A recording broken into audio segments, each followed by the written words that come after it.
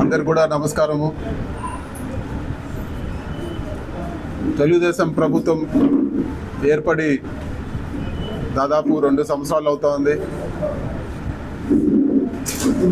మదనపల్లి నియోజకవర్గం గురించి మాట్లాడితే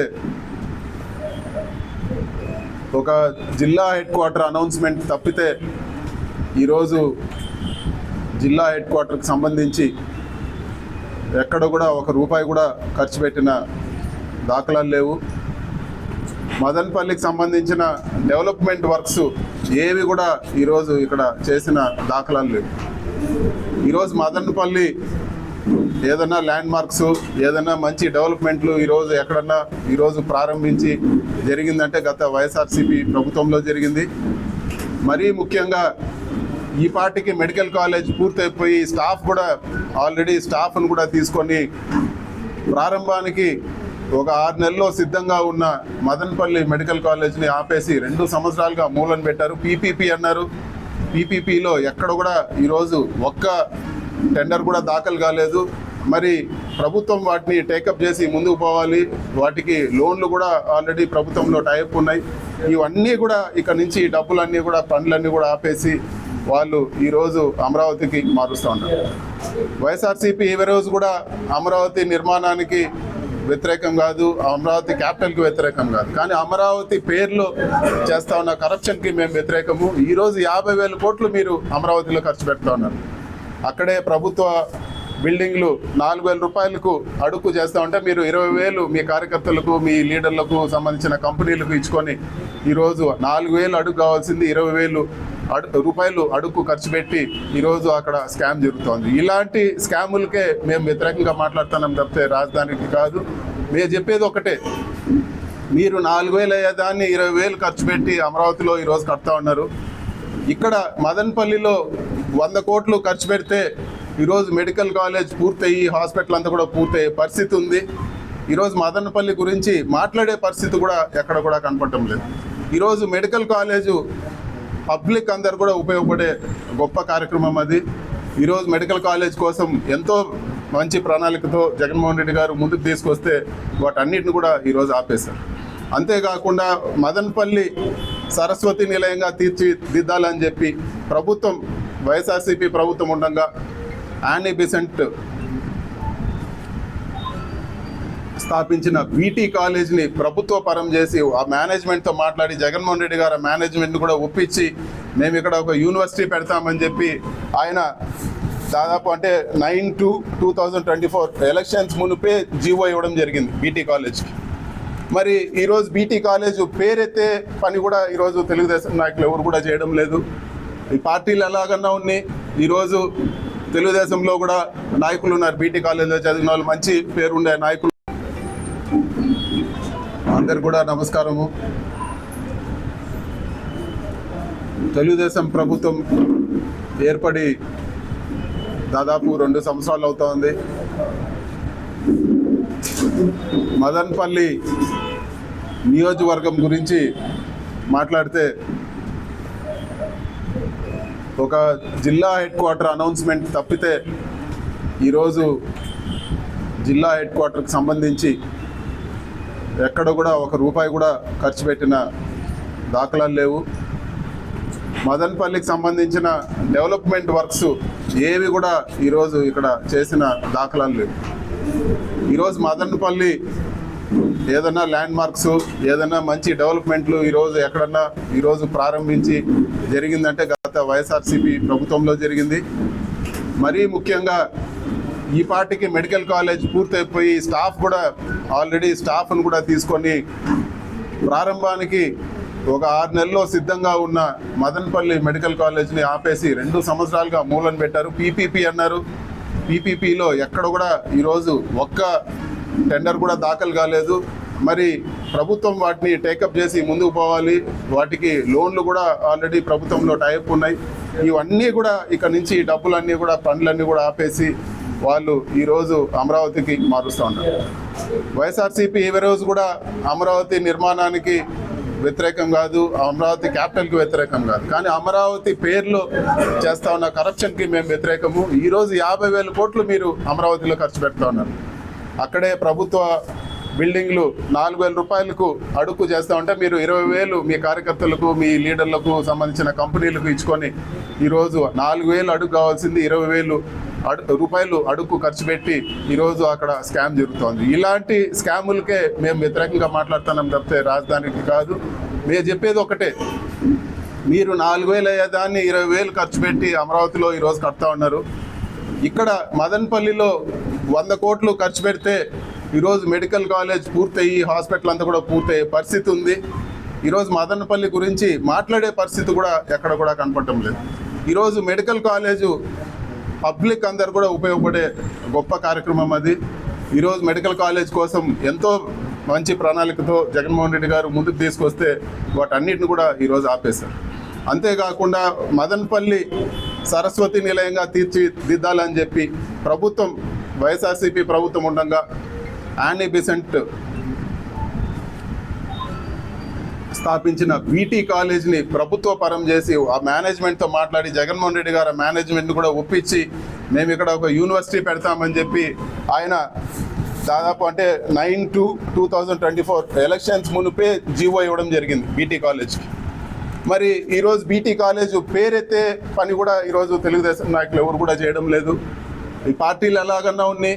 ఈరోజు తెలుగుదేశంలో కూడా నాయకులు ఉన్నారు, బీటీ కాలేజ్లో చదివిన వాళ్ళు, మంచి పేరుండే నాయకులు, దొమ్మలపాటి రమేష్ గారు కానీ వీళ్ళందరూ కూడా ఎందుకు మాట్లాడటం లేదు ఈరోజు బీటీ కాలేజ్ గురించి? బీటీ కాలేజ్ ఎవరికి కూడా కాదు కదా, ఊరందరూ బాగుపడుతుంది, మదనపల్లి నియోజకవర్గం బాగుపడుతుంది, ఇక్కడ చదువులన్నిటి కూడా ఎంతో మేలు జరుగుతుంది. మరి తెలుగుదేశం నాయకులు ఎందుకు ఈ బీటీ కాలేజ్ ఈరోజు ప్రభుత్వానికి ఈరోజు 100 కోట్ల ఆస్తి ఫ్రీగా ఇచ్చారు. ఈరోజు బీటీ కాలేజు ఏదైతే ఒక సొసైటీ నడుపుతానిందో వాళ్ళు ఒక మంచి ఉద్దేశంతో 100 కోట్ల ప్రాపర్టీ ప్రభుత్వానికి ఫ్రీగా ఇచ్చారు. ఈరోజు యూనివర్సిటీ తీసుకొచ్చేది పోయి ఈరోజు డబ్బులు కూడా శాంక్షన్ చేయకుండా ప్రభుత్వ కార్యాలయాలకి ఈరోజు ఆ కాలేజ్లో బిల్డింగ్స్ వాడుకునే పరిస్థితి. ఇంత దారుణంగా ఎక్కడ కూడా ఈరోజు మదనపల్లికి డెవలప్మెంట్ అనేది లేని పరిస్థితి మనం అందరం కూడా గమనిస్తా ఉన్నాము. అంతేకాకుండా దారుణమైన విషయం ఏమంటే ప్రజలందరూ డబ్బులు ఈరోజు టౌన్ బ్యాంక్లో ఎంతో నమ్మకంతో డబ్బులు వాళ్ళు అందరూ కూడా పొదుపు చేస్తే ఈరోజు టౌన్ బ్యాంక్లో దారుణమైన అవకతవకలు జరుగుతున్నాయి. వీటిపైన కూడా ఇన్వెస్టిగేషన్ జరగాలని చెప్పి కూడా మేము కోరుకుంటా ఉన్నాం. నాకు ఈ టౌన్ బ్యాంక్ గురించి ఇన్ఫర్మేషన్ ఇచ్చింది కూడా ఈరోజు తెలుగుదేశం సింపథైజర్స్.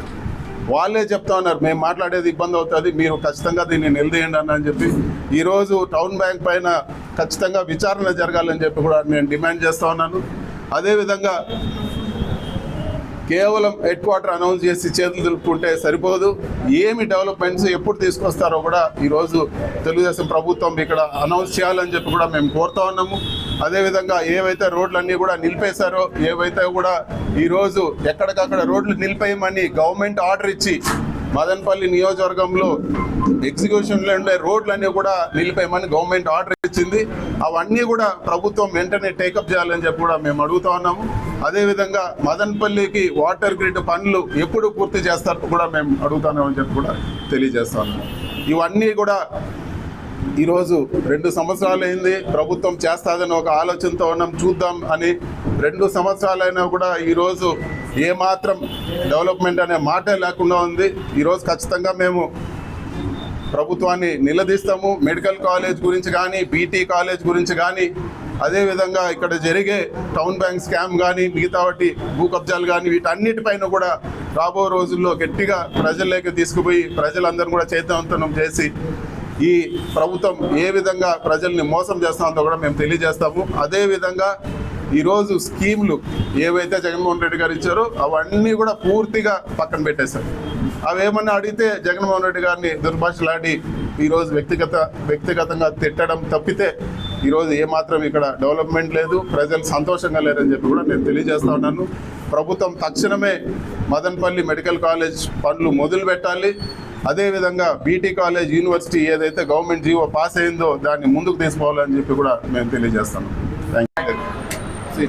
ఈరోజు మదనపల్లి హెడ్ క్వార్టర్ ఏదైతే ఉందో దాన్ని మళ్ళీ మార్చామని చెప్పి వైఎస్ఆర్ కాంగ్రెస్ పార్టీ ఎక్కడా కూడా చెప్పలేదు. ఇవన్నీ కూడా చేతగాని మాటలు. ఇక్కడ ఈరోజు మదనపల్లికి ₹1 ఫండ్స్ లేకుండా ఇవన్నీ కూడా ఏదో మాటలు చెప్పి కాలం గడిపేదానికి ఇవన్నీ కూడా ఇట్లా మాటలు తీసుకొస్తూ ఉన్నారు. మెడికల్ కాలేజ్ ఆపేశారు, బీటీ కాలేజ్ యూనివర్సిటీ ఆపేశారు, రోడ్లు కూడా జీవో ఇచ్చి గవర్నమెంట్ ఆర్డర్ ఇచ్చి ఎక్కడుండే రోడ్లు అట్లే ఆపేయండి అని చెప్పి ఆర్డర్ ఇచ్చారు మదనపల్లికి. ఇక్కడ ఉండే పంచాయతీరాజ్ రోడ్ వర్క్లన్నీ కూడా ఆపేశారు, ఆర్ఎండ్బి కూడా అన్నీ ఆపేశారు. ఏవైతే టెండర్ అయిన వర్క్లు కూడా క్యాన్సిల్ చేయడం జరిగింది రోడ్లు. సో ఇవన్నీ కూడా ఎక్కడ కూడా ఇక్కడ ₹1 ఖర్చు పెట్టడం లేదు. ఇవన్నీ ఆపేసి ఇక్కడ అంతా ఎత్తుకుపోయి ₹4,000 అడుగుకి సెంట్రల్ గవర్నమెంట్ అమరావతిలో చేస్తూ ఉంటే 20,000కు అక్కడ స్కామ్ చేసేదానికి ఈ డబ్బులంతా తీసుకుపోయి అక్కడ పెట్టేస్తాం. ఇవన్నీ కల్పిత కథనాలు. వైఎస్ఆర్సీపీ ఒంటరిగా వచ్చే ఎన్నికల్లో వైఎస్ఆర్సీపీ ఎవరితో పొత్తుండదు, ఒంటరిగా పోటీ చేస్తుంది. ఇదివరకే జగన్మోహన్ రెడ్డి గారు చెప్పారు, మేము ఒంటరిగా ఎలక్షన్కి వెళ్తామని చెప్పి ఖచ్చితంగా సింగిల్గానే పోటీ చేస్తాం.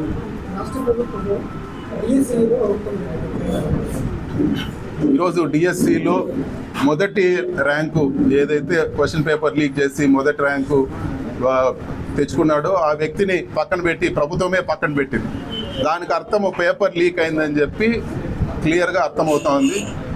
పేపర్ లీక్ అయితే ఒక వ్యక్తే పేపర్ లీక్ అయిందా? ఎంతోమంది ఈ పేపర్ లీక్ ద్వారా అన్యాయంగా అక్రమంగా పోస్టులు సంపాదించారు. అదేవిధంగా పరీక్ష రాసి స్పోర్ట్స్ కోటాలో తెచ్చుకోవాల్సిన జీవోని పరీక్ష రాయకుండా స్పోర్ట్స్ కోటా అని చెప్పి ఎక్కడ కూడా నేషనల్ ప్లేయర్స్ అందరిని కూడా పక్కన పెట్టి ఏదో స్కూల్ గేమ్స్లో పార్టిసిపేషన్ సర్టిఫికెట్లు ఉండే వాళ్ళందరినీ కూడా తీసుకొచ్చి ఈరోజు ప్రభుత్వ టీచర్ ఉద్యోగాలు ఇచ్చినారు.